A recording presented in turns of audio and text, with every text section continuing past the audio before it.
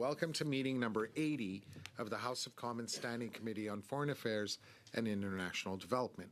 Today's meeting is taking place in a hybrid format pursuant to the standing orders, and therefore members are attending in person in the room as well as remotely using the Zoom application. I'd like to make a few comments for the benefit of members and witnesses. Before speaking, please do wait until I recognize you by name. You may speak in the official language of your choice. Interpretation services are available.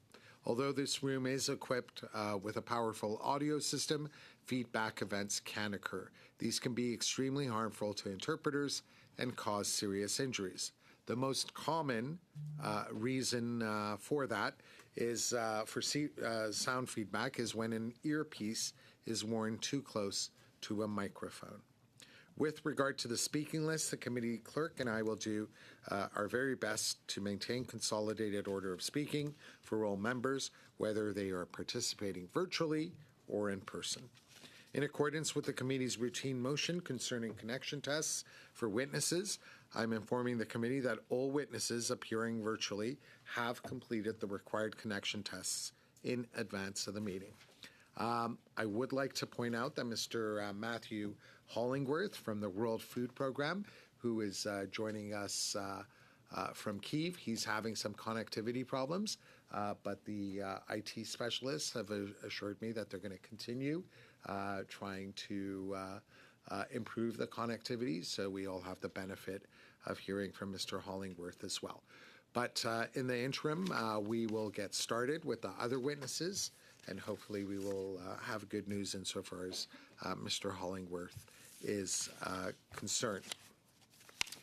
Now, we will resume our study on the situation at the Russia-Ukraine border and implications for peace and security, pursuant to Standing Order 1082 and the motions adopted by committee on Monday, January 31st, 2022, and Tuesday, May 30th, 2023. The committee resumes its study of the situation at the Russia-Ukraine border and implications for peace and security. I'd now like to welcome our witnesses from the Global Institute for Food Security. We have Ms. Ilana Koch, who is the chair of the board of directors, and we have Mr. Steve Webb, who is the chief executive officer. From Producteurs de Grains de Québec, we have Monsieur Benoit Legault, who is the general manager. And from the United Nations World Food Program, we have Mr. Hollingworth, who we are attempting to make sure that he has adequate connectivity. So we will start with Mr. Steve Webb, and then go to Mr. Legault. I would ask the witnesses to make sure that they don't go over 5 minutes for their opening remarks. The same is true when members are asking them questions. If they're getting very close to the time slot, I will put this up, and that is an indication that they should be attempting to wrap it up within 20 to 30 seconds. Mr. Webb, the floor is now yours, and you have 5 minutes for your opening remarks. Good afternoon, Mr. Chair, and thank you for the invitation to be here today. As mentioned, my name is Steve Webb. I'm the CEO of the Global Institute for Food Security at the University of Saskatchewan, or we also refer to ourselves as GIFS.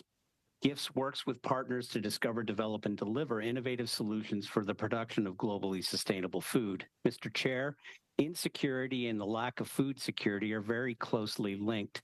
Food security equals global security, and food insecurity is global insecurity. In fact, Dr. Norman Borlaug said, "You can't build a peaceful world on empty stomachs and human misery." Russia's invasion of Ukraine underscores this statement, and today I would like to touch on its implications for food security and how Canada can respond effectively. A first implication is access to food. The global food system had barely recovered from the COVID-19 pandemic when this conflict followed, further threatening its sustainability. The war in Ukraine has impacted about 30% of the global wheat and fertilizer production, placing added pressures on the food industry's ability to feed a large and growing population with even fewer resources. There are now over 8 billion people in the world, and add to this challenge of feeding this population with limited resources, and it's clear we cannot afford threats to food or fertilizer accessibility and affordability. Another implication is that we're witnessing a multidimensional problem that's not just with food and energy, but a realignment of relationships at the international level. The conflict is resulting in workarounds to access food and not necessarily sustainably. These realignments create challenges for Canada's response to feeding the world sustainably. Yet another implication of this conflict is pressure on supply, distribution, global trade. Food prices have skyrocketed across the world, and distribution, imports, and exports have been impacted. For example, the Black Sea Grain Initiative and the uncertainties it has resulted in, as well as their impact on trade and distribution of food. Global access to safe and nutritious food, which speaks to GIF's bold vision, is threatened, and we must be doing everything we can to bounce back from these challenges and help reinstate a food-secure world. In view of these implications, here are some ways GIF sees Canada responding effectively. Canada is not only one of the world's largest producers and exporters of food, but we do so in a manner that is economically, environmentally, and socially sustainable. We need all of these tools in the toolbox to meet the rising demand caused by various challenges, including Russia's war in Ukraine. This means we must be embracing safe and trusted innovation. Our innovative, sustainable farming practices have already made Canada a success, and has given us an enviable data points. A recent study commissioned by the Global Institute for Food Security shows that sustainable practices in Canada have delivered a net carbon footprint for non-durum wheat that is over 120% lower than competitive jurisdictions. Innovation has made the difference and has helped make us one of the most secure and sustainable food producers in the world, and we should keep it that way. The next recommendation is to drive major capital investment in infrastructure, such as telecommunication, rural connectivity, our ports and rail systems. Investment in our infrastructure ensures Canada remains competitive and regains its reputation as a reliable food supplier. Mr. Chair, our next recommendation is the creation of a transparent, predictable, interactive, and enabling regulatory framework. All other recommendations are hinged on this success. Our agriculture and food sectors are impacted by regulatory bottlenecks, which limit producer and consumer access to the latest proven innovations. The recent private member's bill by MP Cody Bloy is an example of a pragmatic approach to ensure Canadian farmers and producers have access to the latest innovations to remain globally competitive. For example, for the ag and food sector, regulations need agricultural, health, and environmental approval and through the jurisdictions. A highly functional regulatory framework is a competitive advantage for Canada that builds trust, not only here at home, but globally. So let's build this. Thank you, Mr. Chair, for the opportunity. I hope you find those comments useful, and I look forward to the further discussion. Thank you very much, Mr. Webb. We now go to Mr. Legault. Mr. Legault, you have 5 minutes as well for your opening remarks. Hello, thank you, Mr. Chair, and thank you for the committee. I'm Benoît Legault. I'm the General Manager of Producteurs de Grains du Québec, representing 9,500 producers present in all regions of Quebec who cultivate in over 1 million hectares of land, generate an annual revenue of $2 billion, and create nearly 20,000 jobs. We're always pleased when political representatives show interest in getting the point of view of grain producers in Eastern Canada, who represent 20% of grain sales in Canada. More specifically, for Quebec, Producteurs de Grains de Québec are supplying a series of agri-food sectors dedicated to the production of meat and dairy products, flour and bread, oil and margarine, alcoholic beverages, and more. Although Quebec grain producers export 500,000 to 1 million tons of corn and approximately 1 million tons of soybean, their interaction with food production issues occurs largely through the price of their commodities and their inputs directly linked to international markets and prices. For inputs, transport issues mean that effective relationships with suppliers on the Atlantic are crucial so that our agriculture can produce at competitive costs. As a representative of grain producers, we support the principle that geopolitical conflicts should not interfere with the efficient and cost-effective movement of food, agricultural commodities, and inputs. In this sense, we believe that the end of the commercial relationship with Russia goes against this principle. Eastern Canada remains dependent on agricultural inputs from abroad, particularly for nitrogen, a crucial element.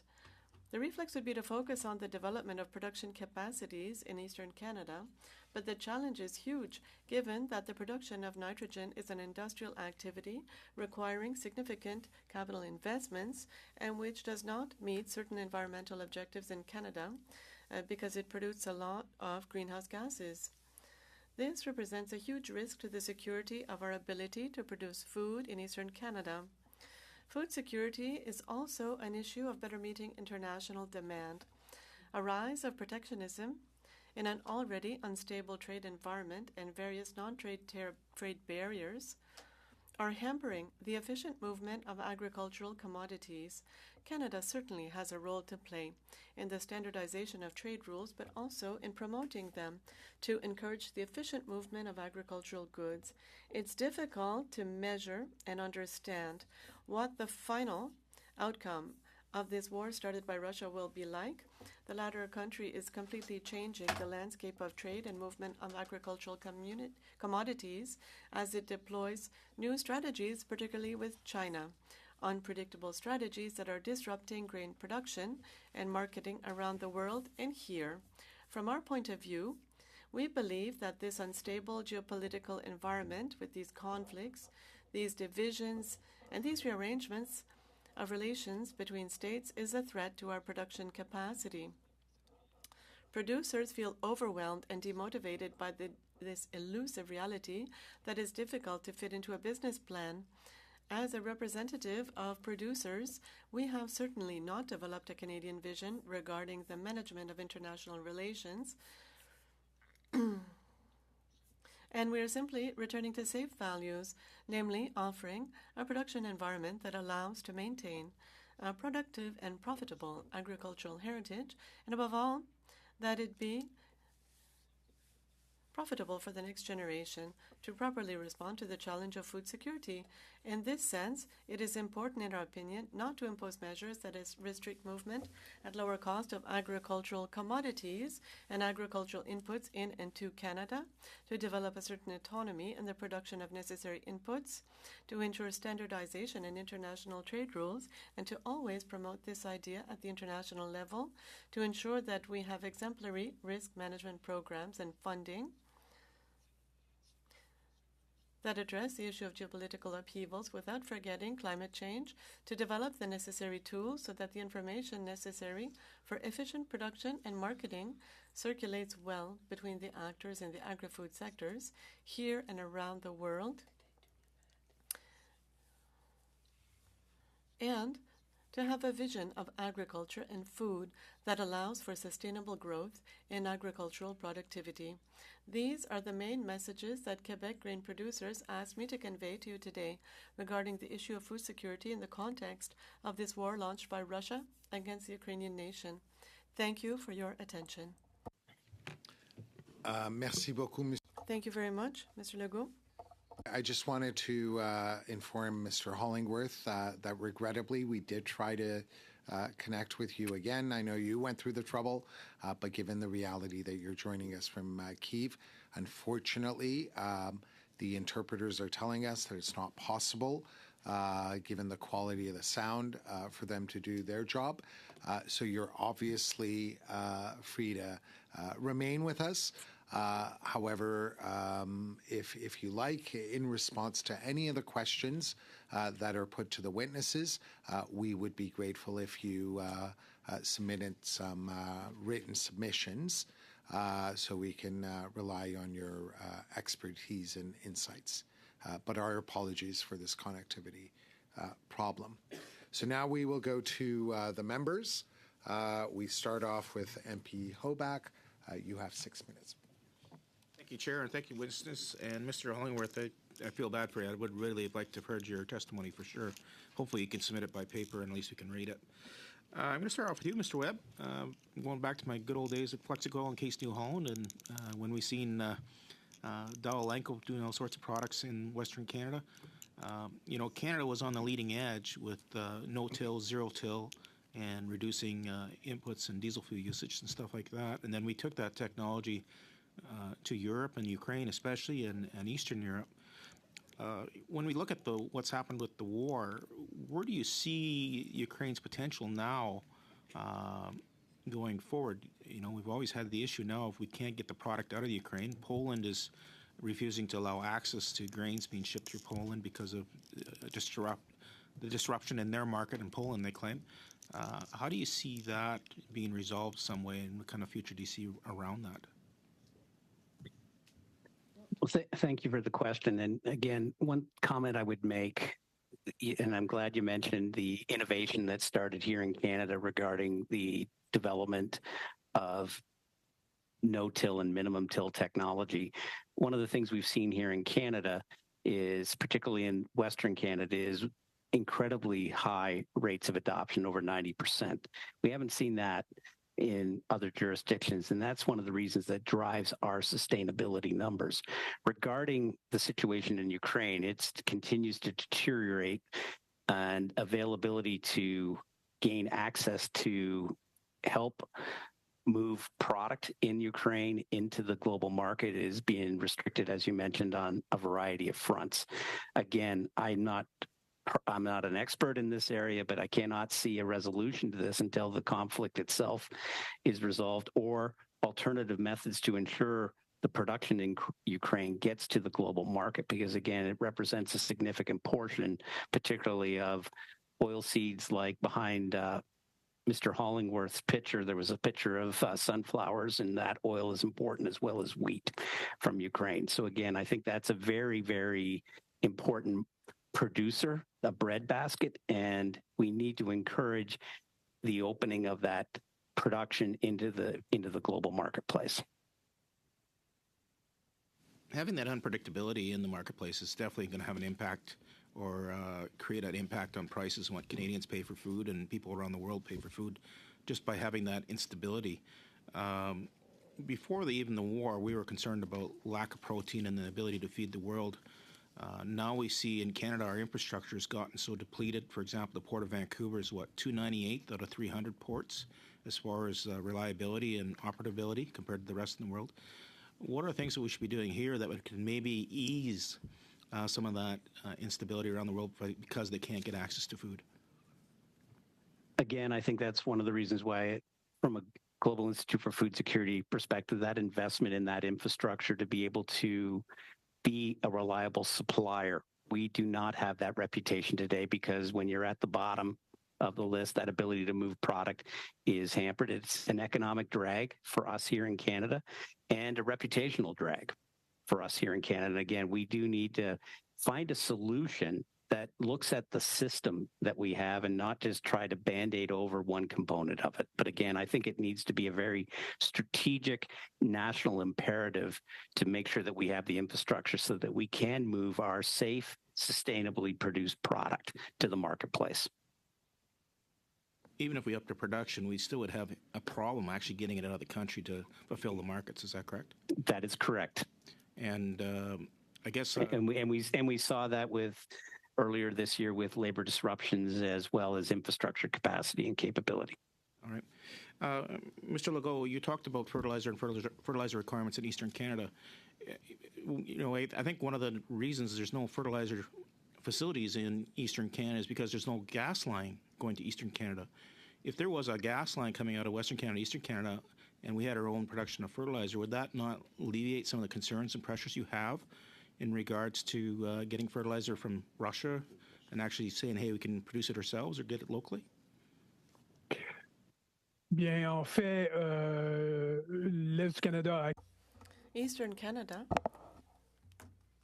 has access to natural gas from the west through Sarnia where they received this natural gas from Michigan. And you know the story around the viability of this line for political and environmental reasons.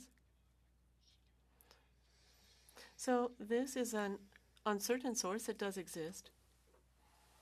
But to have tried in Quebec to build a plant along the St. Lawrence, the issue wasn't really the resource so much as an issue of the size of the investment.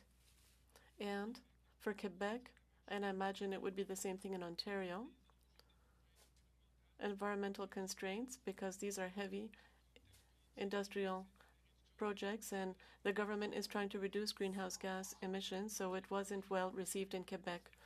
There was a very serious initiative at some point, so a few years ago, and it ended for the reasons that I've just spoken to. Puzzles me because you can do a cement plant in Quebec and get it through the environmental process. You can do a lot of other aluminum heavy production facilities in Quebec, and they seem to find a way to get them functioning. If you look at Line 5 that you're talking about going to Sarnia, that is up in the air as we speak with a combination of what's going on in Michigan and the First Nations in Wisconsin. So how do we ensure that you've got a viable supply of nitrogen? You know, we can ship it out of Western Canada on trains when the trains decide to run, or on ships if they're not on strike. So how do you see that being alleviated? Over. So if we could just ask for a 20-second response, no more. Oui, ben en fait, Well, I can't really answer your question. For sure, supply can become an issue. My expertise is not in supply. All I know is that it's not necessarily an issue for the plant that was destined in Bécancour along the St. Lawrence. Now go to MP Châtel. You have 6 minutes. My apologies. Merci beaucoup. Thank you. Thank you, Mr. Chair, and thank you to the witnesses for being with us today. I'd like to begin with Mr. Legault. Mr. Legault, in the OECD report titled Agricultural Perspectives for the OECD and the FAO for 2022 to 2023,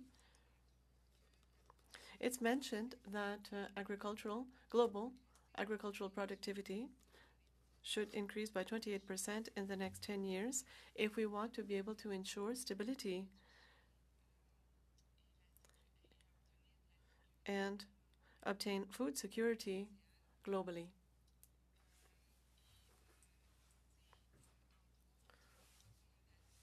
The recommendations made in this report to reach that objective, because we haven't reached it yet, we have not reached this threshold. And as I was saying, there's a lot of work that remains to be done. And this report also says that globally we need to act immediately. We need to invent in agricultural innovation. We need to allow for knowledge transfer, technology and skills transfer as well. And we talk about reducing food waste and to limit overconsumption of calories and protein. And so on these recommendations, Mr. Legault, well,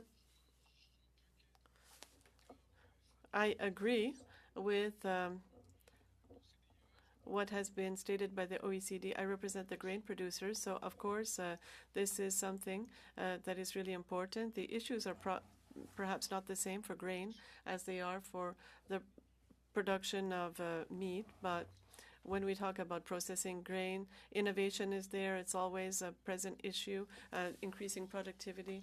This is something that we've been asking for each year, each Canadian partner, when we develop new programs and new strategies. It was the case as well. During the last Canadian partnership, we were concentrating on innovation. And so what we've seen, and this is one of our fears also, is that public resources might not be sufficient. And we're experiencing this with,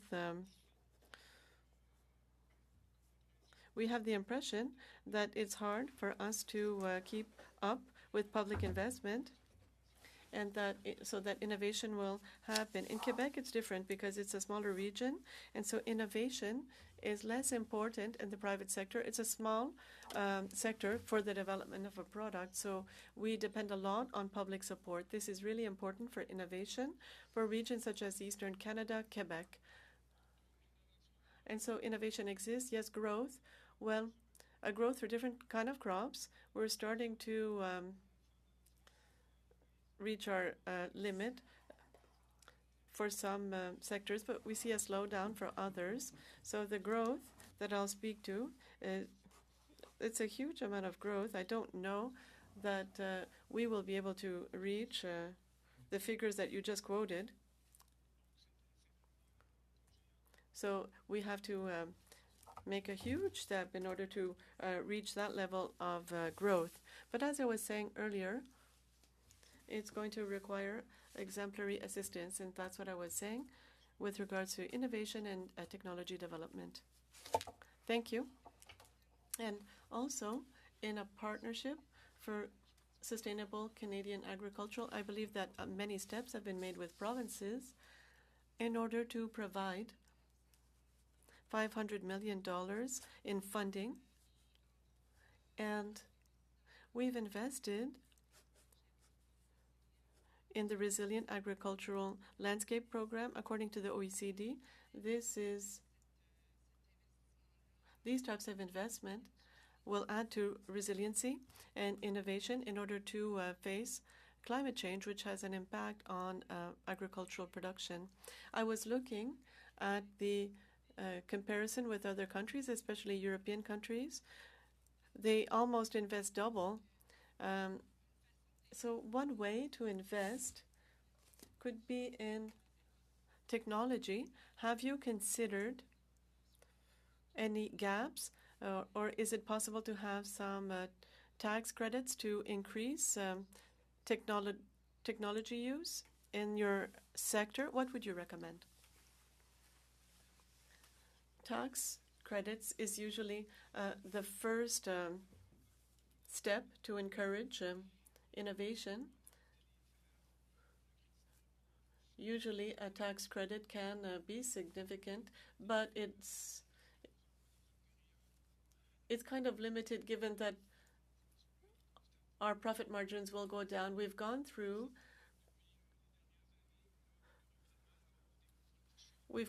a good period, but right now we realize that there's a lowering of revenues, of net revenues, and of margins of profit. So a tax credit could play a role, but less important one. I believe that funding is important, and countries that will invest the most will probably win. The producers and industry, of course, have to contribute their fair share. How much? It's hard to know that today. The only observation we could make is that we've reduced, in terms of today's dollars, our investment in innovation. So do we need less? Are we more efficient to innovate? I can't really tell you that. But as grain producers, well, it's better to have more than not enough. Thank you. Merci. Thank you. And now, Mrs. Larouche, welcome. You have 6 minutes. Thank you, Mr. Chair. I will begin my questions. I will address my question to Mr. Webb. So quickly, we know that in 2022, Canada gave over $615 million for food aid, and this reached a record number, over 120 million people, 11% increase compared to the year before. Canada provides food aid and food to vulnerable people through food programs and provides a security net nationally or internationally, such as the school program or nutritional support. So, Mr. Webb, here's my first question. Could you make recommendations with regards to nutritional food assistance from Canada, or even provide an answer in writing, if that's best? Yeah, I'll make a couple quick comments regarding that. I think it's part of the package that Canada can offer the world, but it's coupled with our ability to be a sustainable and reliable supplier of food. Because again, as I mentioned before, we're one of a few countries in the world that are net exporters, and we do it in a very sustainable way. And to the previous round of questions, innovation is absolutely key to that. And our ability to be more resilient in our production systems is because of Canadian-made innovations that have happened here, that have been adopted by producers in Canada, that have allowed us to continue to grow production. And we need to continue to invest in innovation. And it's not just how much do I invest in innovation, but how do I rethink the investments and partnerships between public and private sector to not only spark invention, catalyze innovation, but the last mile of getting it practiced by producers is absolutely essential. And food aid is part of a package that Canada can offer the world. And I think it's a great component of the package, as well as it relates to the nutritional piece. At GIFTS, we have supported the development of emergency rations for refugees. So all the vitamins and nutrition for a daily meal in a package, as well as other food systems through our partners at the University of Saskatchewan, so that they can be shippable, sustainable. But that's just a component. The supply of food and the distribution of food is absolutely essential. Merci beaucoup. Thank you.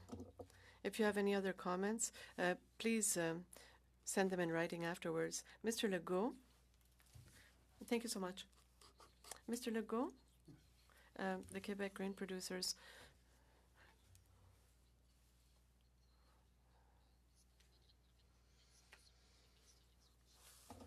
You're talking about your huge network, and I know that you play an essential role to support the grain producers of Quebec. As an MP in an agricultural riding, I'm very pleased to see what you're doing. Could you speak of the consequences of the war?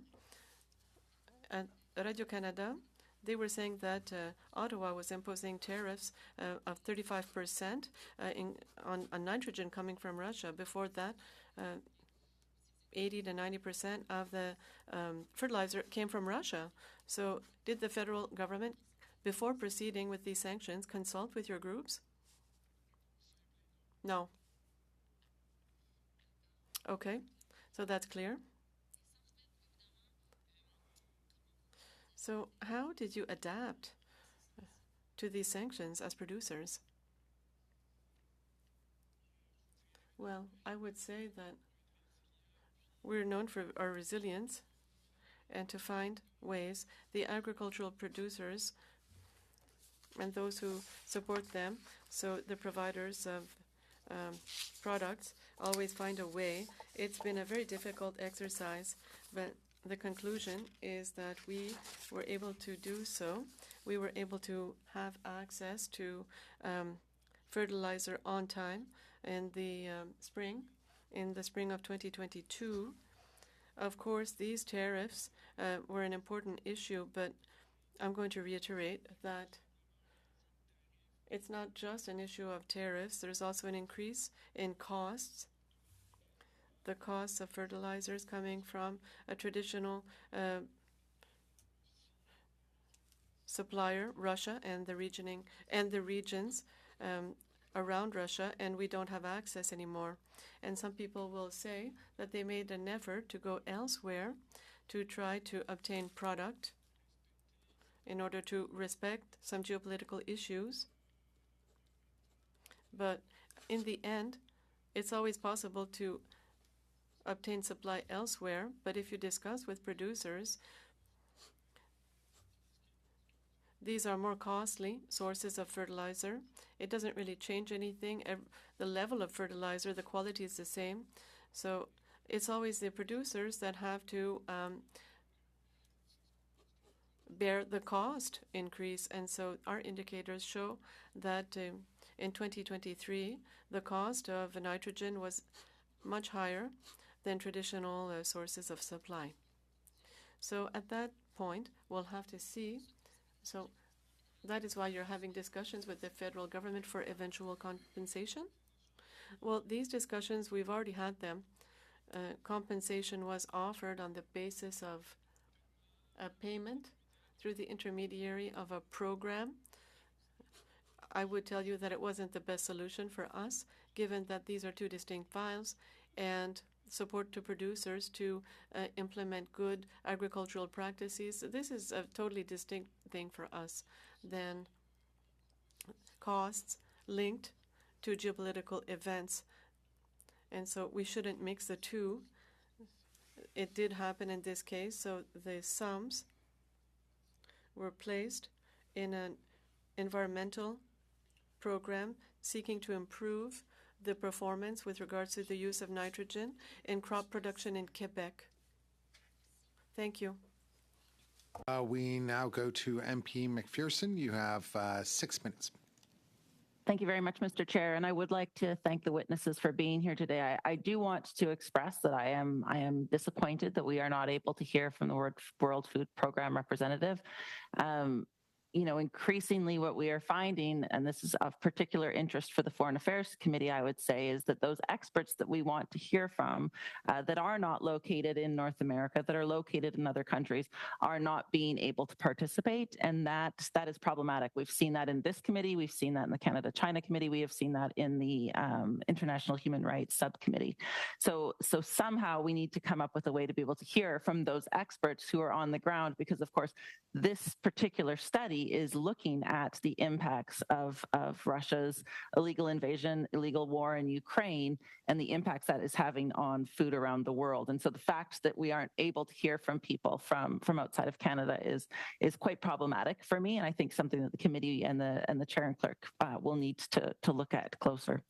I also want to take a moment to say that I'm extraordinarily upset and disappointed that the Conservative Party has chosen this moment to do a concurrence debate in the House on Ukraine, that all of us are here trying to find answers for this study that is in fact a motion that was brought forward from one of the Conservative members of this committee, and to be pulling shenanigans like that, I think, is really disrespectful to the members of this committee, but also to the members in the House of Commons today. That's not how things should be done, and I think Mr. Genius, the person who brought that forward, knows that very, very well.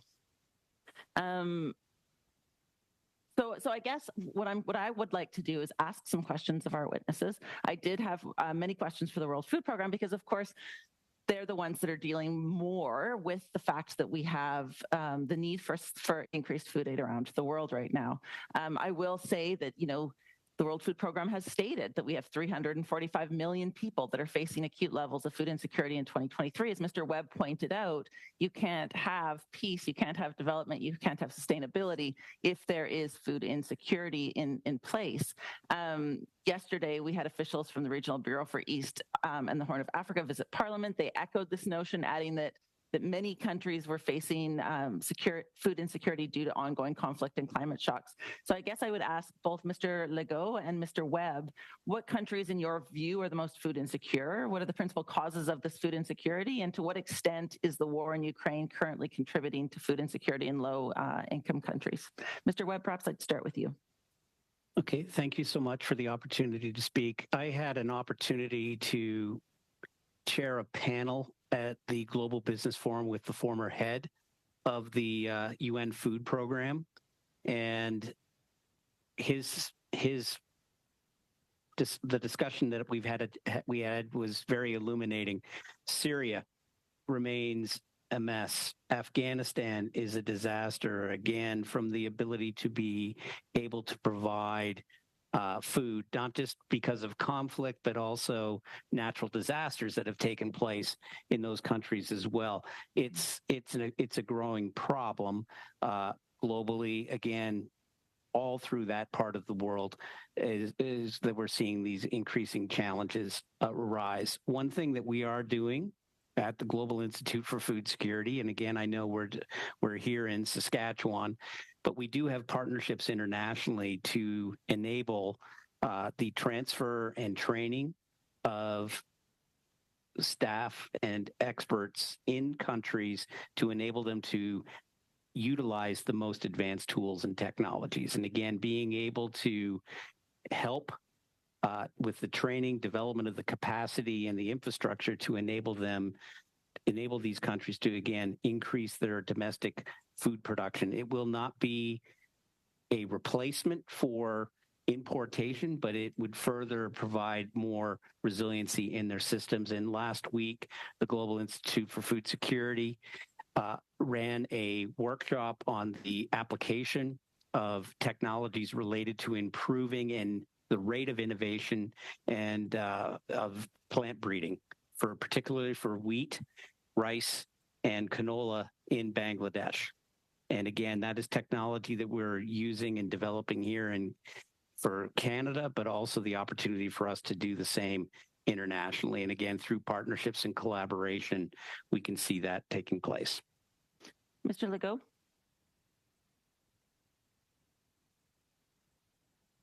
C'est sûr que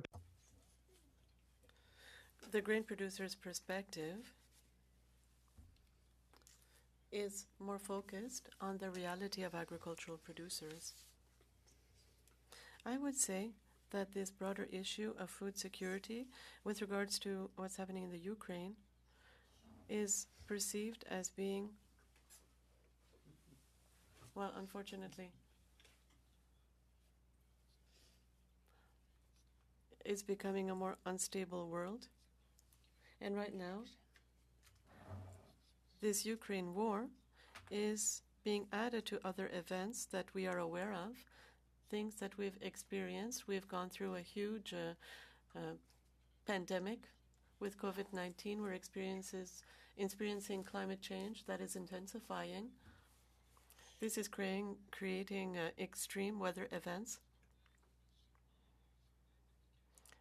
And so our window to apply pesticides or to sow the crops is tightening.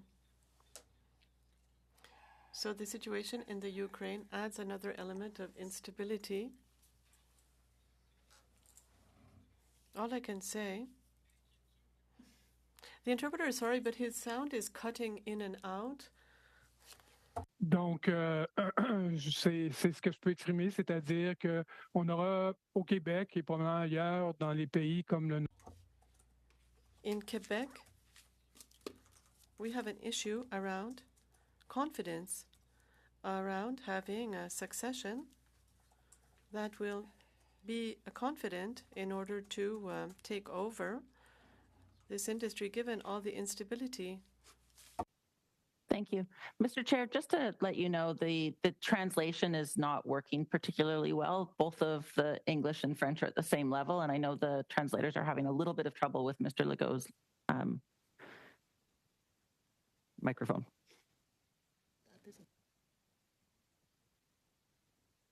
Well, thank you about that, and apologies. We'll bring it up to make sure, hopefully, we can improve it.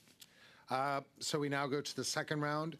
For the second round, each member gets 4 minutes. Mr. Abeltaif. Thank you, Chair. Thanks for the witnesses for appearing today. Mr. Webb, how do you assess the food security and food production levels in Canada?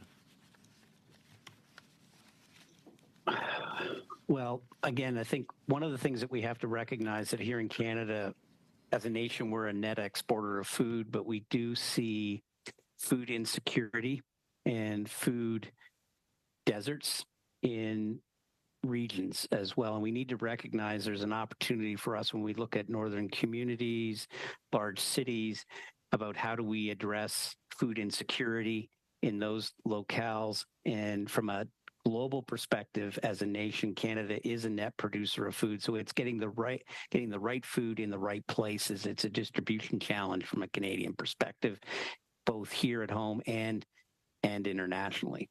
And again, we should take advantage as a country of our ability to sustainably produce food and provide that not only here at home, but internationally as well. So thank you. Considering recent news articles highlighting how Russia targets Ukrainian food sources, what technologies can be used to aid crop growth to withstand the harsh conditions war created. To Mr. Legault, and then maybe Mr. Webb, if you'd like to weigh on it too. Je suis peut-être pas la meilleure personne pour répondre d'un point de vue. Perhaps I'm not the best place to answer that question with regards to the Ukraine. As for Canada and how we can make sure that we're able to better respond to this issue of growth and productivity that was raised earlier. We were speaking about OECD targets. I reiterate that this is only possible through the sound quality coming from the current speaker is not sufficient for interpretation to be provided. C'était fort, pardon. His sound is cutting out. Many apologies. Can we move to Mr. Webb, please, on this? Okay, thank you. Again, regarding solutions for Ukraine, I mean, the biggest challenge is the fact that they're in a war zone. And the easiest solution to resolve the issue is to resolve the war in a successful outcome that enables us to have a world framework that allows us to continue to trade, prosper, and not create more problems globally. Any idea on how much of a landmass the war by Russia on Ukraine have affected the farmland? Again, the ability to, again, it goes through the entire area. Obviously, where the fighting is taking place is obviously heavily disrupted, but we also see reports of disruption through the entire channel, of disruption at port facilities, both on the Danube and on the Black Sea, as well as disruptions in other parts of the system. So again, it's a vertically integrated system and a challenge. So could the food insecurity elevated by this situation be helped by boosting Ukraine's crop resiliency, or are the attacks too frequent to make a difference? I think, as a general statement, anything we can do to improve the performance of crops is a positive outcome. It does not resolve the challenge of disruptions of the infrastructure through war, but again, it's an integrated system, so being able to enhance the resiliency and production at the farm level is first step in building a sustainable food system. How accurate the reports? I'm afraid you're out of time, Thank you. Mr. Abeltaif. So next we go to Mr. Oliphant. You have 4 minutes. Thank you, Mr. Chair, and I want to thank the witnesses for being here. Just before I begin, I want to echo Ms. McPherson's comments that it is very unfortunate that a Conservative member moved a concurrence debate on a report from this committee during our committee time. We do know that concurrence debates are absolutely appropriate. However, the Conservatives have presented hundreds of concurrence debates, motions on concurrence. They could have chosen anyone other than our report on Ukraine while we were attempting to follow up in good faith with a Conservative member of this committee on a study on fuel and food. So I think it's very disturbing that we're not able to have our full committee, and I know that especially it affects smaller parties, like Mr. Bergeron is in the House now, and that is where he should be because he's trying to debate from his party's perspective, but it's not fair to our committee where we are continuing a study on Ukraine. That being said, I want to thank Dr. Webb for his testimony. I think, honestly, it's one of the most inspiring witnesses I've had in a long time on any committee. I want more time with you, and just beware, I may contact you to get more information from you.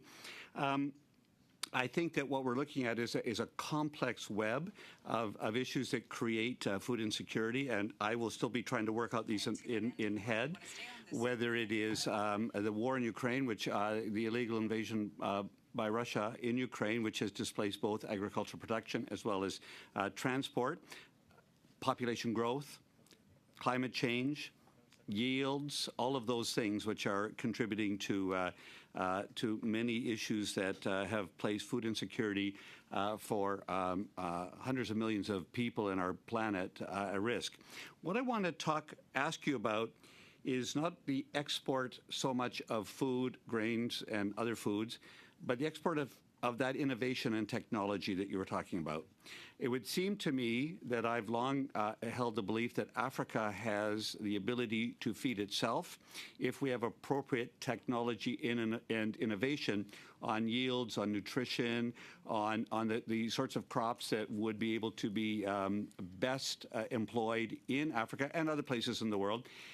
What can we be doing to take that innovation that you very rightly are proud of in the Canadian agricultural industry and export it around the world so that we are able to increase food security everywhere? Well, thank you for that question. And again, one of the things that we Global Institute for Food Security, as well as partners here at the University of Saskatchewan, in particular, Dr. Carol Henry in the Pharmacy and Nutrition Department, was invited to submit a proposal to Global Affairs Canada to build capacity in Africa on and around the topic of not only food production, but also the nutrition component, because again, calories are key when you're hungry, but it's the right calories so that you can continue to avoid stunting and all of the other issues that are important for growing a society. Unfortunately, that effort was put on hold and not move forward. But what was interesting about that proposal is we at the Global Institute for Food Security were able to create partnership opportunities with the University of California, Davis's Orphan African Crops and Plant Breeding School, again, to leverage Canada and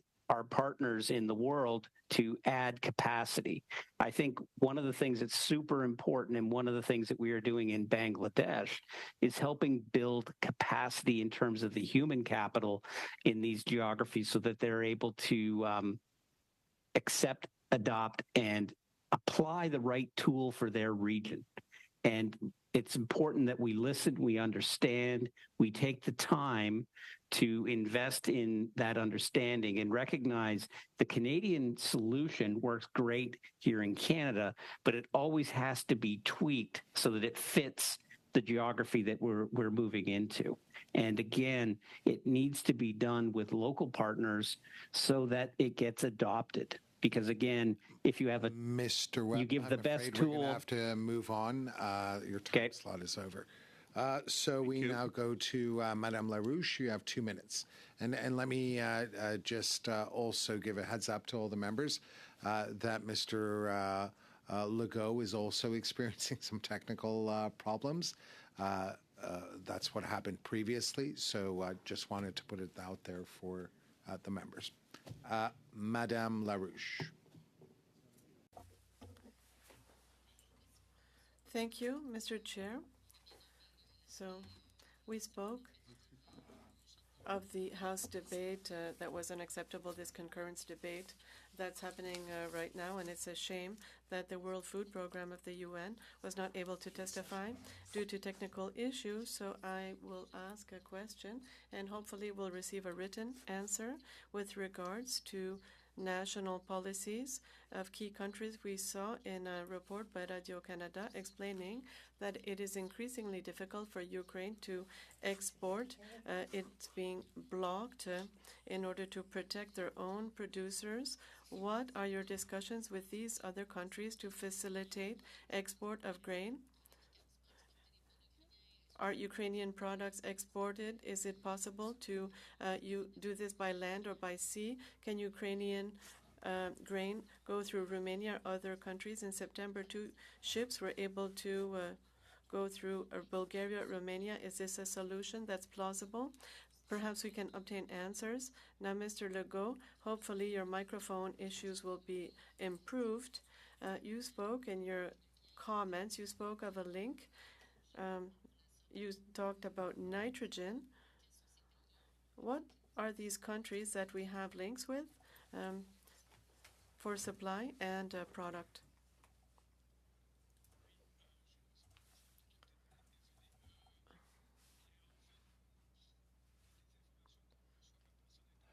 We receive this from a third person when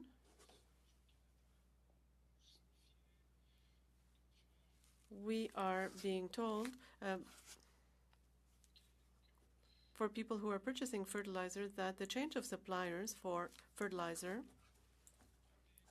we were reminded that the tradition of import, given the volume and the quality and the cost, it was mainly products coming from Russia and Ukraine. Sometimes this is produced in Russia and stored in Ukraine, but these are the countries that were providing supply of nitrogen mostly. Last question, we go to MP McPherson. You have 2 minutes. Thank you very much, Mr. Chair, and thank you to the witnesses for being with us today. I have a question for you on the disconnect between food prices and food price inflation. So we know that the FAO, the Food Price Index, has shown that there were record prices for food in 2022, but there's been a steady decline since. However, the Consumer Price Index has not abated, and the World Bank's most recent food security update from the 12th of October noted that real food price inflation year over year has exceeded overall inflation in 78% of 163 countries. I'm wondering, perhaps, Mr. Webb, I can start with you. Could you explain that, what is causing the disconnect between the decrease in food commodity prices, yet the persistent food price inflation? And do you expect that food price inflation to continue to decrease in coming months? Why or why not? Well, again, my apologies. That's not my area of expertise to be able to comment on that specific issue, other than when one thinks about a supply chain and the movement of materials through the supply chain, it takes a while for things to clear the supply chain and see where prices move to. And again, I think it's a question best asked by addressed by the food retailers and food manufacturers.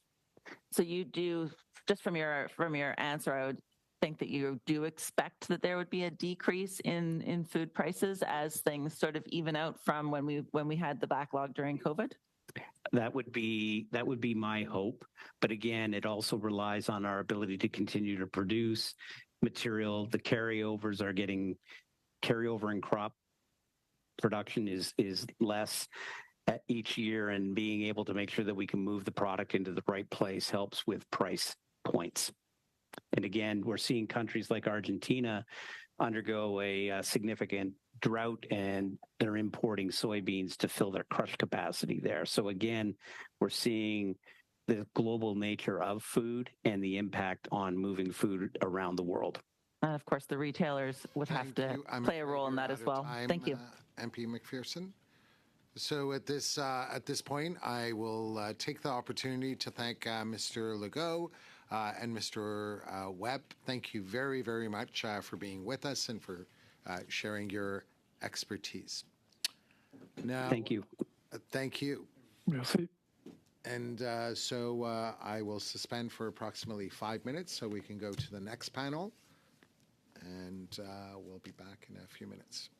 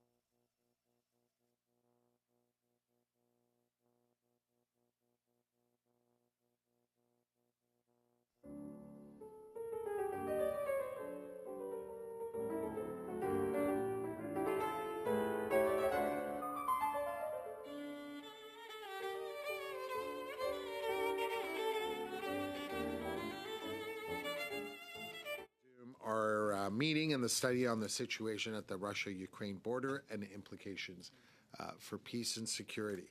I'd like to welcome our next roster of witnesses from the Canadian Food Grains Bank. We're grateful to have Mr. Paul Hagerman, who's the Director of Public Policy. From the Grain Farmers of Ontario, we have Ms. Deborah Conlon, who is the Director of Government Relations. And from Socodevi, we have François Dion, who is the Director of International Program.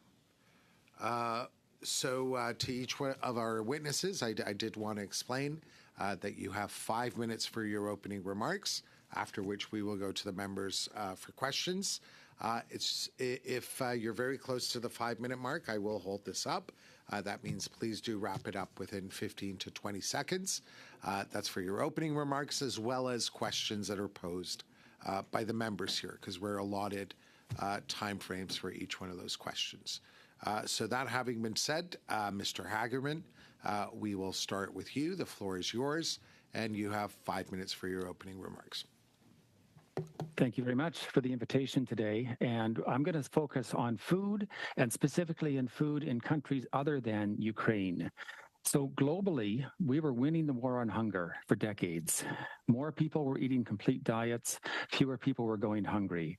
But around 2018, we started losing that war. Hunger increased due to conflict, climate change, and COVID. And now 120 million more people are hungry than before COVID, and that takes us to the war in Ukraine. So the war in Ukraine is making the fight against hunger harder.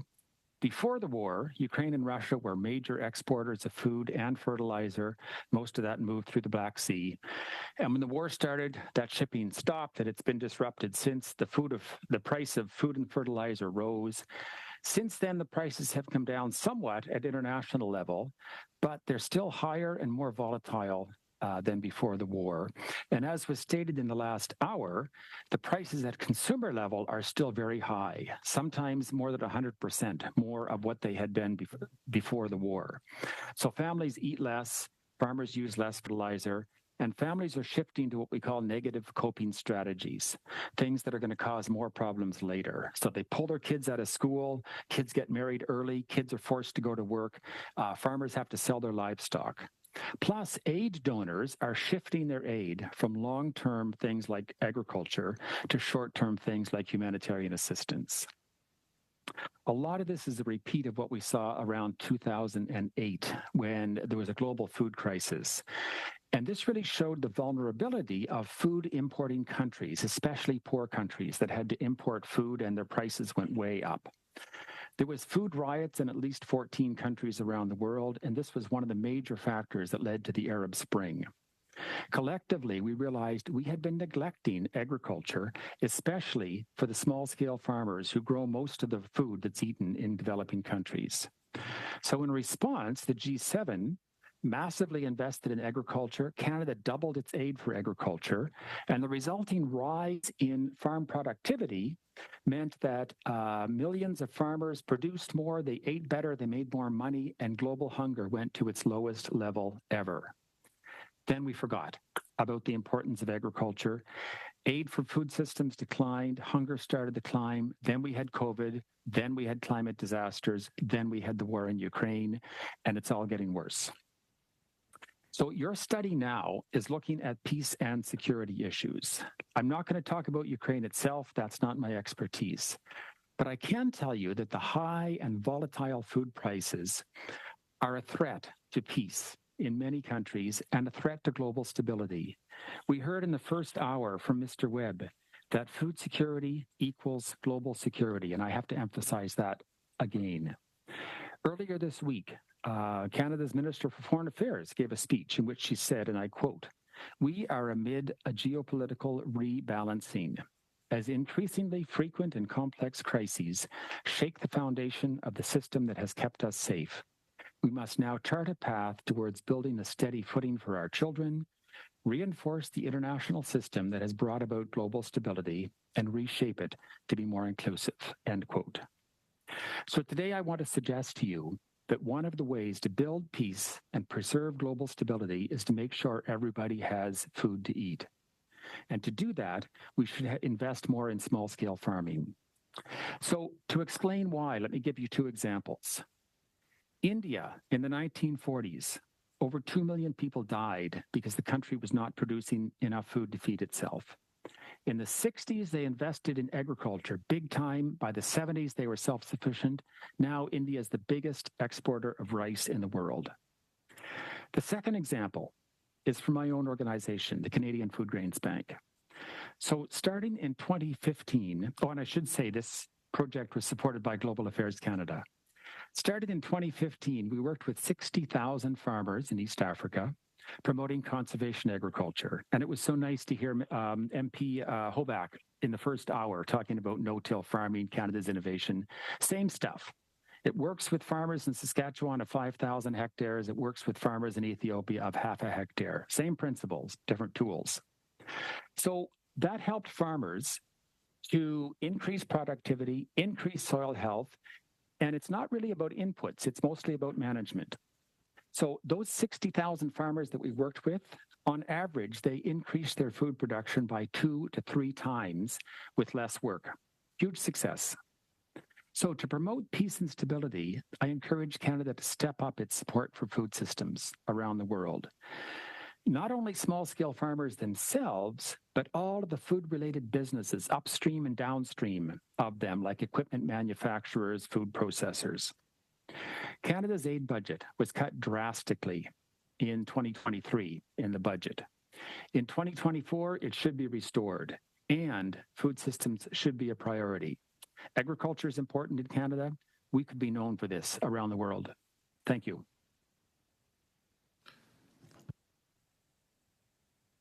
Mr. Hagerman, we now go to Ms. Conlon. You have 5 minutes. Thank you for inviting me to speak to you today.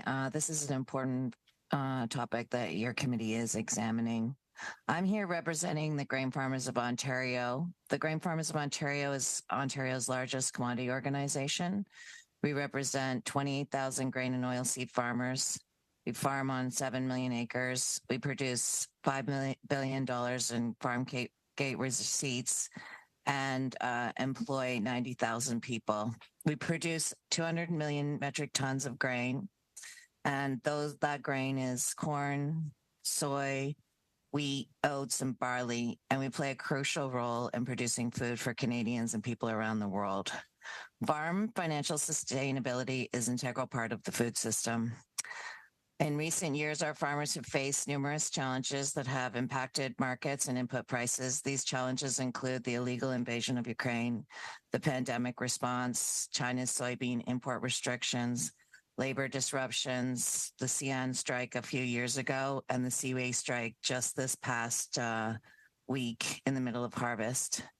These events impose significant costs on farmers, which they cannot pass on. Farmers pay for these costs themselves. Farmers in Ontario compete directly with farmers in the United States, and the United States provides financial support to farmers facing risks and challenges beyond their control.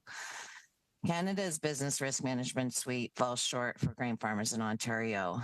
If you look back to the situation facing our farmers in 2022, Canada's sanctions and tariffs impacted our farmers specifically.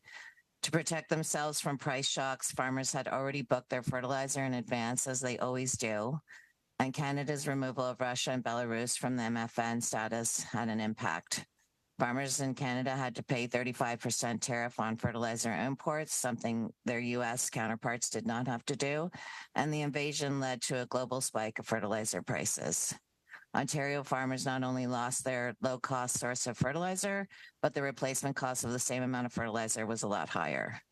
The government's support in securing fertilizer supply that spring was appreciated. However, farmers incurred an estimated $200 million in additional costs that growing season. Direct payments to offset these expenses have not been provided, and the BRM suite does not cover these costs. Every time we encounter these shocks that I've listed above, We look at the impact and how we could avoid these in the future or plan for these in the future. Two reports I can share with the committee deal with the situation facing farmers on fertilizer supply and a comparison with the U.S. The first report by Josh Linville, who's a world expert in fertilizer supply, and it focuses on the importance of securing a stable fertilizer supply. His recommendations include securing global supply guarantees with key countries, considering emergency strategic reserves, addressing supply chain logistics, improving rail transport and costs, as well as trucking, looking at what can be done to improve on-farm storage, as well as port storage and offloading. We have a very tight system in Ontario and Quebec, and creating an exemption for the tariffs to ensure unhindered trade flow. The second report compares funding for farmers in the U.S. and Ontario, showing that U.S. farmers have received more support through their BRM program over these last few years of challenges. In fact, it's about 30% the difference between the U.S. farmer, what they're getting, and what the Ontario farmer is receiving from the Canadian government. Longer-term solutions can be also found in Linville's report that include looking at incentives for building capacity for fertilizer production in Eastern Canada. As we look ahead to the future of global fertilizer markets and other commodity challenges, they will persist. Increasing logistical capacities and production may take years. Implementing these strategies today will help alleviate future supply issues. In the interim, we'd like to see assessments of risks in the system, as well as improvements made to BRM programming, specifically the shortfall in coverage provided by the agri-stability, which was intended to address these kinds of risks.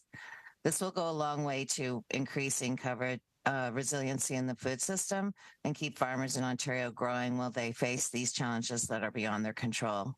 We appreciate your time and attention to these critical issues affecting our sector and food security, and I look forward to your questions. Thank you again for inviting me to speak with you today. Thank you very much, Ms. Conlon. We now go to Mr. Dion. You similarly have 5 minutes.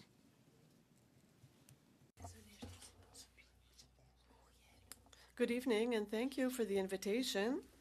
The Société de coopération pour le développement international, SOCODEVI, is a Canadian cooperative organization that's been working in international development since it was founded in 1985. Our main objective is to support and strengthen cooperatives and collective enterprises in developing countries.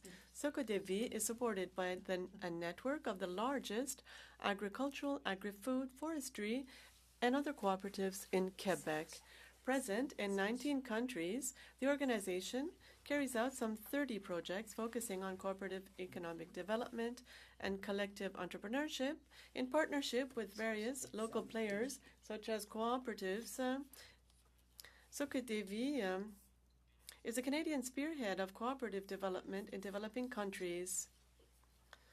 We've been working in Ukraine since 2008 on 3 projects focusing on food security funded by Global Affairs. The first was in the grain sector, where 2 cooperatives were founded and cooperative value chains were consolidated in the Dnipro region. In 2014, a fresh milk value chain project was launched in collaboration with AgroPure, leading to the construction of a dairy processing plant inaugurated in July 2023. The third project, launched in 2020, sought to revitalize agriculture in the Donbass region, which had been affected by the 2014 conflict. However, in 2022, the outbreak of war forced SOCODEVI teams to transform their work supporting cooperatives into a humanitarian mission, helping cooperative members to relocate in complete safety. Decisions also had to be made about the dairy processing plant. So this conflict has generated huge population displacements. It affected many farmers. This has had an impact on the agricultural workforce and has led to a valuable loss of knowledge in many regions. Supply chains have been severely disrupted, making it difficult to acquire essential agricultural inputs such as seeds, fertilizers, and plant products. Conflict zones, particularly in eastern Ukraine, have caused significant damage to agricultural infrastructure, which is often left unusable due to the presence of mines. Farmers in these areas face security risks, hampering their activities and access to their land. In addition, the conflict has had significant environmental repercussions, including the contamination of soil and water resources. This has major implications on the long-term viability of agriculture in some areas. Reconstruction and restoration of these sectors will be essential to restore stability and prosperity. Despite the war, Sokodevi has remained at the side of Ukrainian farmers, distinguishing itself from other aid organizations that left the country. Faced with growing food insecurity and inflation, we've adapted the project in the Donbass into a vast cooperative food security project encompassing 6 major regions of the country.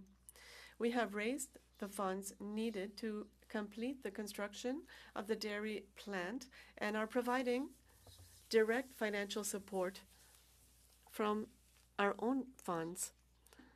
We are more convinced than ever that the cooperative approach is an essential part of the solution. Co-ops are resilient in the face of economic shocks and crises because they are based on principles of solidarity, risk-sharing, and collaboration among members. In times of war, cooperatives facilitate the pooling of resources between farmers, strengthening their ability to overcome challenges and maintain food production. They provide an essential mechanism for maintaining food production, even in difficult conditions, thanks to their collaborative structure, which enables them to deal with logistical and technical problems. In addition, cooperatives offer training, technical advice, and financial support to farmers, strengthening their skills and their ability to meet challenges, including in times of war. By enabling farmers to take control of their own food production, cooperatives strengthen their independence and their ability to face external challenges. It's true, no one can predict how long this war will last, but what we do know for sure is that Sokodevi will remain committed to supporting cooperative development and communities during the conflict.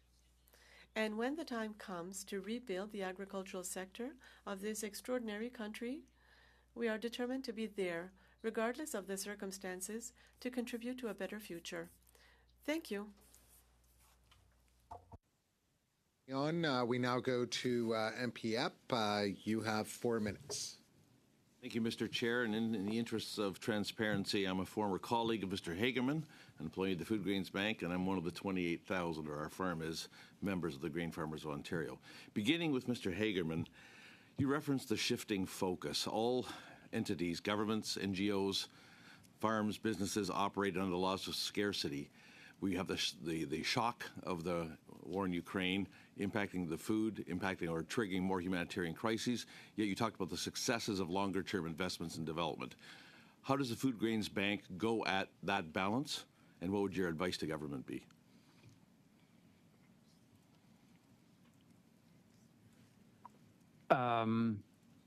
Would you mind repeating that question, please? You talked about a shifting focus of NGOs, of entities pulling longer-term funding toward responding toward humanitarian crises, immediate crises. And yet you also talked about the successes of investing in longer-term development projects coming out of 2008, which I'll get to in a second. Can you comment, how do NGOs decide where their funding should go on that balance between long-term and short-term? And what would your advice to government be on that same question? Okay, thank you. NGOs, we don't have that much leeway in terms of deciding where our funding goes because we are usually limited. We're bound by the rules of where the funding comes from. So we get a significant portion of our money from the Canadian government, for which we are grateful. But that, of course, comes with certain stipulations. So, this dollar is allocated for humanitarian, that dollar is allocated for development, that dollar is allocated for nutrition, whatever. We spend it that way. We do some fundraising from the public, and we have some leeway there, but it's less.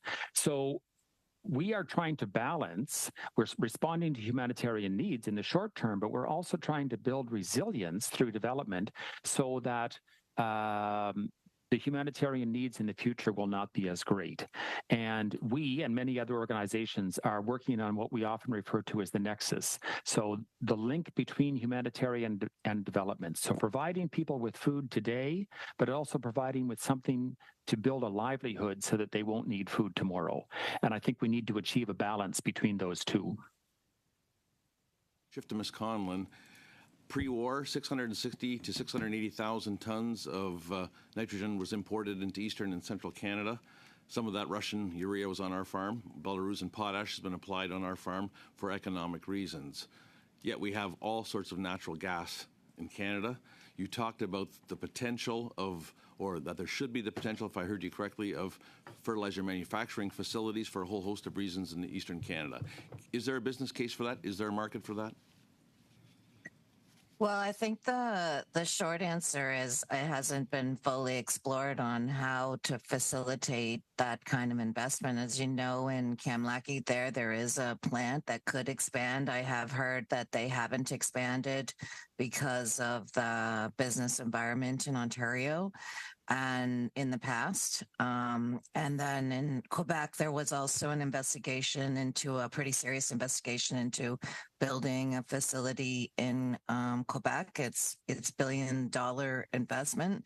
It needs to have the right conditions. And I think that's where government can really play a role to say, hey, what is it going to take for you guys to Can you be more invest? specific on the conditions? Oh, the competition with other countries. Fertilizer is a commodity just like grain, and if we're not competitive and the price isn't right to invest in Canada, then people aren't going to do it. And if there's additional expenses in Canada versus the U.S., they're going to invest in the U.S. Thank you. We will now go to MP Dr. Fry. You have 4 minutes. Thank you, Chair. I want to thank every one of the witnesses for coming and explaining what is an extraordinarily complex situation to us. But I want to thank Mr. Hagerman because he actually put everything in clear perspective. How we did things and what made us successful a decade ago no longer exists. The world has changed completely. It's been turned on its ear, and we cannot deal with those problems in the same old way. And so my question, and I think, as you said, Minister Jolie pointed that out. So we're going to have to make friends with people we are not normally friends with, as long as we can find some common ground in getting certain things done. We're going to need to look at how we do things differently. One of the questions I want to ask is, I mean, you know the old saying, you give someone a fish or you teach them how to fish. My question is, should we always be looking at us as providing the food for the rest of the world? Should we not be teaching the rest of the world how to feed itself? Is that the first question? Or do we help the small farmer in Africa and in other developing countries to grow food that's easy for them and ready for them to feed? So should we be using the massive multilateral groups that distribute food and that go to the aid of people who are in need? Are they now overwhelming? Excuse me. Are they top heavy? Should we be dealing directly with the? Excuse me, guys. I'm not well, and so I talk and I cough. Should we be actually working directly, one-on-one, with the farmers in the countries we're trying to aid? Should we be using, I know we do some of that, our own farmers to help those people to be able to grow what is essential for their thing? Because we're not going to turn back the clock on the pandemic. This is not the first and only pandemic. Conflict is rising. The catch-22 of climate change is making it impossible to grow food in most countries of the world. So how do we find new answers? Mr. Hagen. Thank you for that question. And I think you've hit the nail on the head. It doesn't make sense for us to assume that we can feed the world from Canada. Canada's a huge exporter, will always be. Our farmers are doing a fantastic job, but the needs of the world are greater than that. Part of the problem that we've had is there's been only a few big exporting countries. Canada's one, Ukraine is one, some of the others have been named. And we've had too much dependence on them so that when one is disrupted, such as Ukraine, it really creates a problem. So what I'm suggesting is not displacing Canada from the market, but encouraging countries to try to grow more of their own food. We know that in Canada, grain yields can approach 10 tons to the hectare. In most of Africa, grain yields average 1 ton per hectare. If we can move that up to 2, up to 3, up to 4, that would be huge progress, so that food could be produced locally. It would be the food that people are accustomed to eating. There wouldn't be long market chains to get it to market. And I think there's a great potential to do that. That's exactly the work that we've been doing in my organization, and I'd like to see Canada support more of it. And what about multilateral organizations kind of being the middle person? Should we remove that? Is that top heavy now? There's definitely a role for multilaterals. So if you think about organizations like World Food Program, IFAD, which is the International Fund for Agriculture Development, FAO, Food and Agriculture Organization, they are often working with national governments and putting in place sort of countrywide strategies. That's one approach. Another approach is the approach of my organization, and I should say Mr. Dion as well, because I'm familiar with the work of Sokodevi, of working with farmers on the ground. As I said, 60,000 farmers in our programs, and working with them to increase their own productivity. And in some cases, that productivity has been so noticeable that the national government has basically come and said, what are you doing? That is really helping so much, and can we extend this further? Can we adopt it with our own agriculture extension officers and carry it out to the rest of the country? So there's a role for NGOs and for multinationals. I hope that I have 30 seconds, Mr. Chair. I just wanted to ask, what about the catch-22 of climate change? How do we adapt food growing, livestock produce to the fact that it contributes to climate change, and yet we need to adapt it to the new climate realities of different countries? You're right. In 30 seconds, I'm not going to give you a whole lot of technology, but agriculture contributes to greenhouse gases, but agriculture is also a solution, notably by the conservation agriculture that I talked about. You're incorporating more residues into the soil. That's actually capturing carbon in the soil, and ways that help people move away from purchased fertilizers towards livestock manures and things like that. It all helps to reduce greenhouse gas emissions, and there's a lot of different techniques that can help people adapt to changing livestock. Thank you. Thank you so much, Mr. Hagerman. Thank you. So next we go to Mr. Bergeron. You have 4 minutes, Mr. Bergeron. Merci, Monsieur. Thank you. First of all, I'd like to apologize for my lateness. It was not expected that I be so late, but our Conservative friends had this strange idea of asking for the adoption of the report on Ukraine when this committee was sitting. So I had to leave in order to participate in the House and to speak on a different subject. It's a bit strange that they decide to do this filibuster on themselves, because the study that we have before us is because of a Conservative Party motion. So it's quite surprising that we find ourselves in this situation today.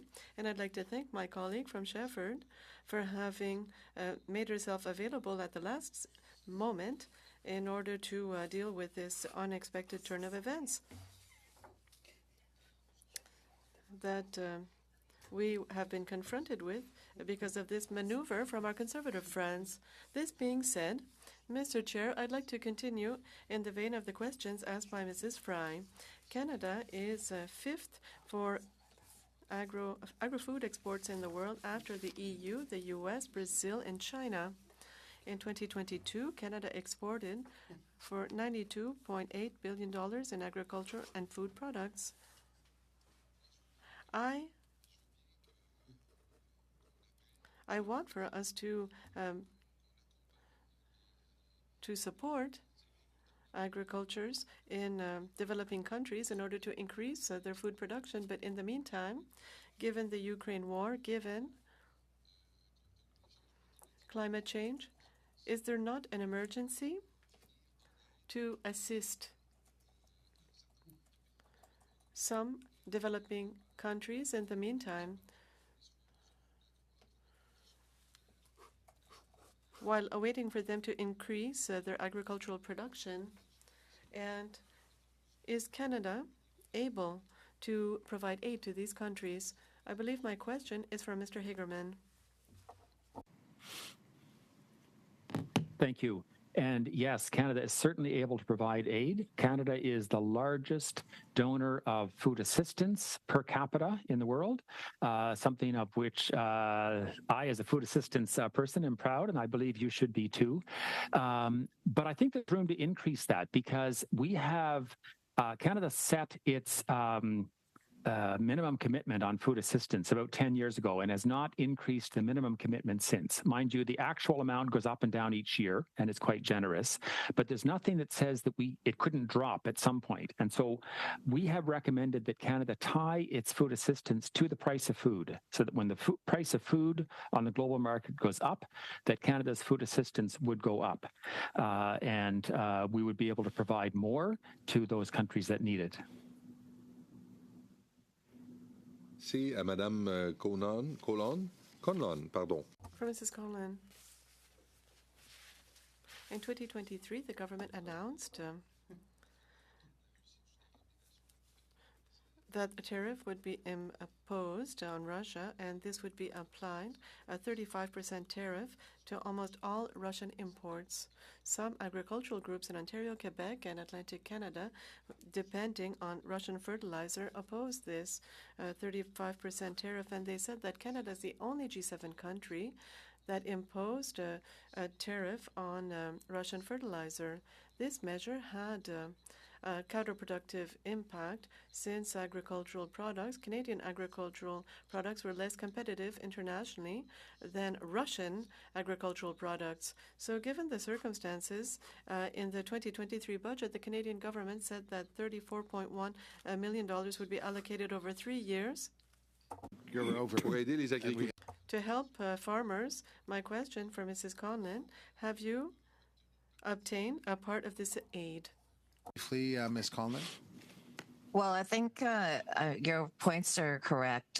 This tariff has had an impact, and we estimate that at about $200 million that growing season.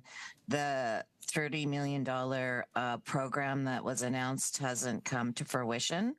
And that program is not a direct payment to farmers. That is a program for environmental goods and activities related to fertilizer.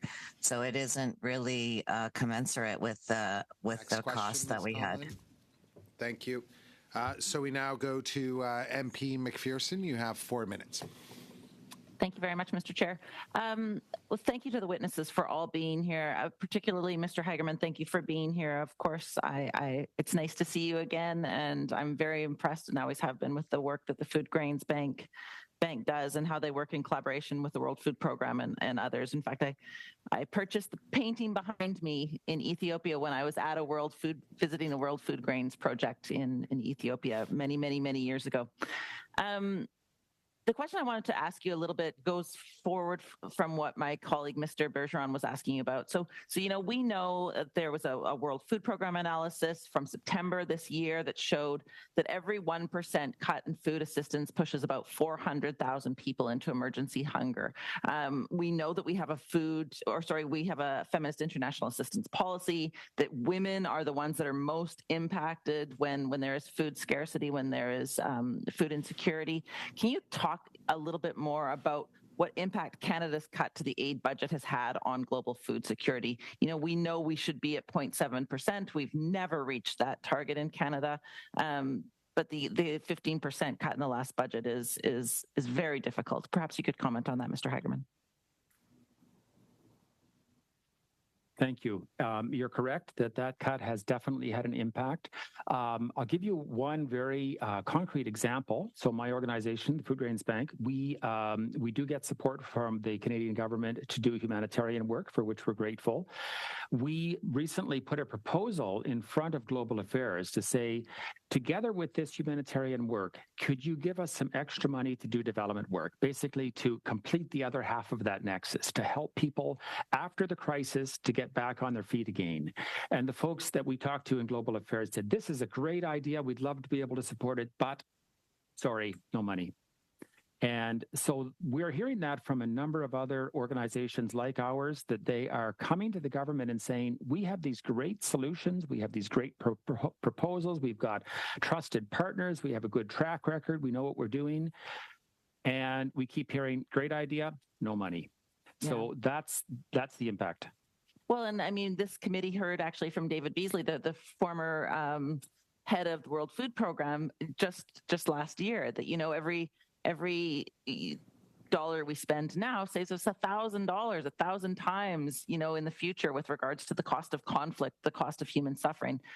We know that, but we also know that in Canada, the cost of food is going up here. And, you know, the arguments that we've heard, and you'll know that it's not an argument I support, but I'd like to give you an opportunity to provide sort of some context for that. The argument is, you know, we can't afford to support other people around the world because it's so costly for Canadians to buy food in Canada. What would you say to that, Mr. Hagerman?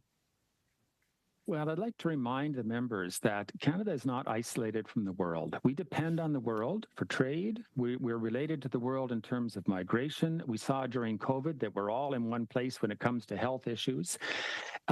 Security issues. I mean, we've seen that very much in the last week, that there are Canadians trapped in difficult situations. So we need the world, and a world that's peaceful, a world that's stable, and a world that's prosperous is good for us. And so I think it's possible for Canada, which undoubtedly I think we would all agree is a wealthy country. I think it's possible to support the needs at home and also to support the needs internationally. Yeah, and I would just point out too that if we don't support those needs internationally, the cost will be paid. It will be paid in human suffering, and it will be paid in conflict at a later date. Thank you very much, Mr. Hagerman, and I will pass that back to the chair. I believe that's my time. Ms. McPherson. So we go to the second round. For the second round, each member gets 3 minutes.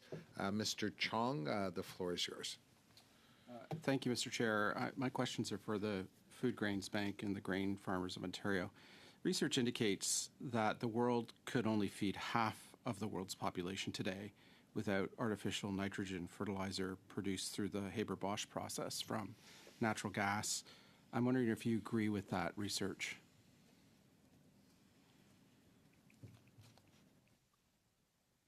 If you're asking me, I would say yes, nitrogen and fertilizer is essential to grow food. It's just like people need food, plants need food. And yes, I would agree with that. Thank you. A second question. Ontario farmers import about 700,000 tons of nitrogen fertilizer annually, as Mr. Epp has pointed out. Prior to the war in Ukraine, about 90% of that fertilizer came from Russia. As you know, the government's put a 35% tariff on this fertilizer. My understanding is that Canada is the only G7 country imposing a tariff on Russian fertilizer. Is that correct? That's correct. And the UN Secretary General is asking all nations not to put tariffs on fertilizer. My next and last question. There are suggestions that sanctions on Russian individuals and entities have targeted essential food and agricultural exports to developing countries. In other words, that these sanctions, the result of these sanctions is that some essential food and agricultural exports to developing countries, to low-income countries, have been impacted. Do you agree with those suggestions? And if you do, to what extent have these sanctions reduced Russian food and agricultural exports or Canadian food and agricultural exports to developing countries? Thank you, Mr. Chair. Paul, I'll let you answer that question. That's beyond my expertise in terms of the sanctions of individuals. Though my understanding is much of the reduction in exports has been more to do with the questions around safety of moving goods across the Black Sea, which was addressed through the Black Sea Grain Initiative. I don't know to what extent sanctions on individuals have impacted that. Okay, thank you, Mr. Chair. Thank you. We next go to Mr. Zuberi. You have 3 minutes. Thank you, Mr. Chair, and thank you to witnesses for being here. Merci aussi à Monsieur Bergeron pour la nouvelle vocabulaire. Thank you for saying auto filibuster, self filibuster. Mr. Hagerman, please. You had really, I think, insightful comments at the beginning where you started off by saying food security is global security. And we know that the World Food Program has stated that 345 million people are facing acute levels of food insecurity in 2023. And that's double what was there before. Can you elaborate a bit more on how food security, when people are fed, when people have food, are not prevented from having food for whatever reason, how that does promote global security? Well, I think the obvious thing is that if people are hungry, they get angry and they riot in the streets. But so we did see that in 2009, 2010.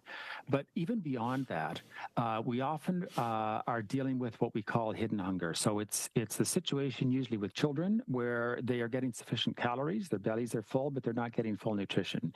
And those are the kids who really struggle in school, and they are not going to really get a full education, and they're not going to be able to work to their full capacity as adults. So, imagine 60% of a population in the country who is suffering this hidden hunger and not able to achieve their potential. That really holds a country back from what they can achieve in whether it be business or just international relations or whatever it is. And so that's one example. And another is just I'll give an example of Congo, Democratic Republic of Congo, and I saw a report today that said there's about 7 million displaced people in that country because of conflict. And a lot of that is lack of food, lack of land, conflict over resources, and people are being killed, people are having to leave their land, and that is spilling over across borders as well. So there's a couple of examples of what happens when people just can't access enough food. So you gave some examples, and in terms of outcomes, when people are starved, again, for whatever reason, what type of negative outcomes actually are produced when that happens? It's beyond the educational and lack of full attainment of the individual. I'm thinking more along the lines of, people resorting to things that are unacceptable within society. Do you want to touch upon that briefly? Very briefly, please. Under 15 seconds, please. Okay. I mentioned when I was speaking earlier what we refer to as negative coping strategies. So we pull kids out of school, girls getting married at age 12 because you can get a bride price, sell off your livestock, but that means it's more difficult to recover afterwards. Cut down all the trees to make charcoal, but then there's no trees. Those are the kinds of things that happen when people are too hungry. Go to Mr. Bergeron. You have a minute and a half. Thank you, Mr. Chair. Mrs. Conlon, I was a bit surprised of your answer saying that the 34.1 million announced by the federal government in the 2023 budget and that had to begin, payments should start in 2023-2024, were destined to environmental improvements, whereas it specifically said, and I quote, it was to help farmers who counted on nitrogen from Russia or fertilizer from Russia. So things might have been promised and they didn't have the intention to deliver, or this was destined for something else. Mr. Dion, I heard what you were able to accomplish in Ukraine. The only question, and I imagine co-ops did this, but did you create cooperatives in Ukraine in order to complete your projects? Yes, thank you for the question, Mr. Bergeron. Yes, this is our role. It's what we do. We create cooperatives because we believe that this is the best model in order to ensure food safety and resilience. Earlier, we were talking about the impacts of climate change. Within a cooperative, with all the technical assistance that is possible, it is the model that we believe in. We build cooperatives and we support them. We make them more professional.